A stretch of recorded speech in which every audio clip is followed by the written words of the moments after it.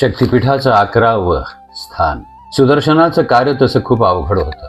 सतीदेहाचे तुकडे करताना त्या तुकड्याचं कार्य अबाधित ठेवून ते शरीरापासून विलग केलं जात होतं. डोळा, नाक, हात, नाभी. आता सतीची कानशिल म्हणजे सती आईच्या कानशिलाचा भाग. या भागामुळे मानवी मेंदूला संरक्षण मिळते. ध्वनीच्या कंपनाचे नियंत्रण होते. आपल्याला लौकिकातलं आणि अध्यात्म मार्गावर श्रेष्ठता प्राप्त झाल्यावर याच शक्तीच्या कानशिलात असलेल्या शक्तीमुळे पारलौकिकातले सूक्ष्मस्वर सुद्धा ऐकू येतात. ही अशी सक्षम कानशिल सती आईची कानशिल नेपाळमध्ये गंडकी नदीच्या तीरावर पोखरा या ठिकाणी मुक्तिनाथ मंदिरे आहेत. येथे सतीची कानशिल सुरक्षित आहेत. या देवीला गंडकी चंडी असे म्हणतात.